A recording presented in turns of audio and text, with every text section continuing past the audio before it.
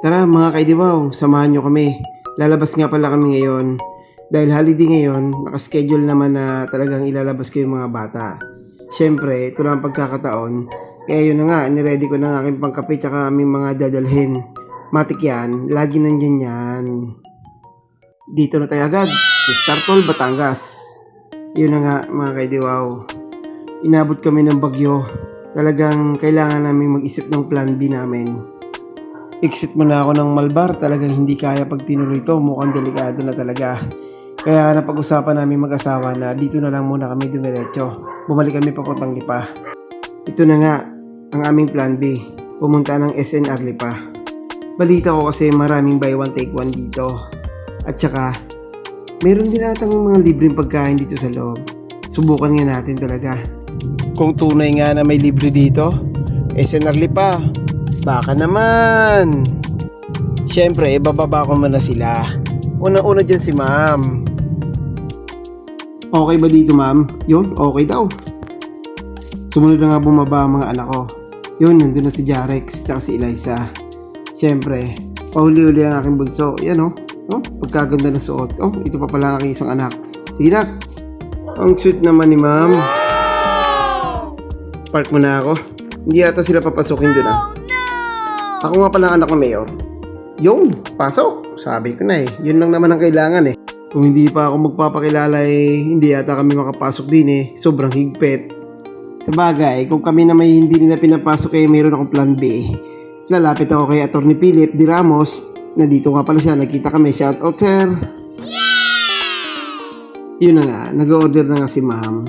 Ma'am, yung pinakamasarap ang i-order mo dyan ma'am. Yung. Ipamimigay na yan ng daddy. Para may kanya-kanya na silang pagkain. Tapos si mami naman, siya maghahati-hati ng tinapay na yan para naman lahat ay makatikim. Ito nga pala mga kaidiwang pinagbabawal ng tiknik. Siyempre, pag umorder kayo, dapat isa lang. Dahil unlimited yan eh. Kaya share-share na lang. Malay pa ba nila dyan? Dahil tapos na nga sila, di ako naman ang taga-ubos. Wala ang choice. Try ko nga ito kay Jay. Jay, try mo nga ito. Ikaw na mag-ubos nito. Yung, mabuti na lang. May taga-save ako. Talaga naman. Jay, ubusin mo na yung tinapay at saka itong drinks. Pagkatapos yan, pagkaubos nyo yan, ako naman ikukuha na ulit. Siyempre, kailangan yan eh. Makabawi man lang. Mahal kaya membership fee dito. Sayang naman. Ang diskarte ng mga daddy. Guys, expert lang gumagawa nito ah. Pwede nyo nang i-take out yan pagkatapos. Mga kaidiwaw, pag nandito nga pala kayo sa SNR, huwag itong kaligtaang puntahan. Lahat na kanilang ino-offer, pwede nyo kainin ng libre. Check nyo. No, no, no, no.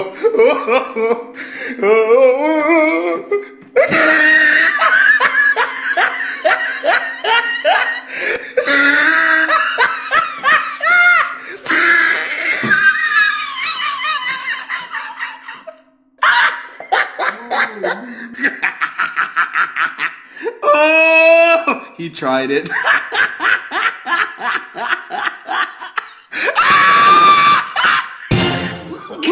Tuntua nga naman yung mga nagbibigay sa akin eh. Para namang tinandaan na nila ang mukha ko rito. Lahat naman eh pwedeng tikman. Wala namang masama dyan. Mukha atang naglilinis si ma'am. May panlima na ata. Joke lang. Para kay AJ talaga yan. Kaya pumipili si ma'am ng mura. Alam niyo naman tayo doon natin sa mura eh. Ako naman nagtaka dito sa mais na ito. Akala ko na may sweet corn. Bibiling ko sana. Kaya lang ako sunog eh. Huwag na lang. Iba-iba nga naman talaga ang kulay na itlog. May brown, may violet, may puti. Guys, samahan nyo ako. May nakita ako ditong libre. Check nyo. What?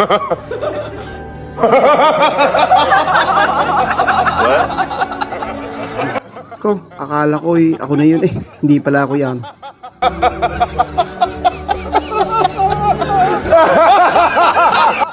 Goods. Masarap. What?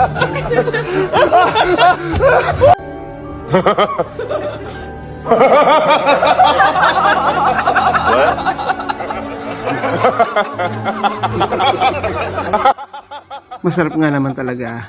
Para ako nakaranas ng pistahan din sa SNR. O AJ, ikaw naman. Oh, naiya pa nga naman ng anak ko. Sige, try mo. Oh, sarap yan. Ano mo? Yung? Kaya naman busog ko check nyo tong lollipop na to.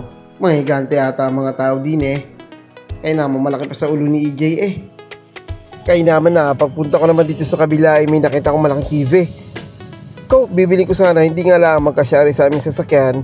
Pass. Pag yan ang buhat mo anak babayaran ko na yan. Ito na nga kinakatakot ko Sabi ni ma'am 2,000 lang ang budget.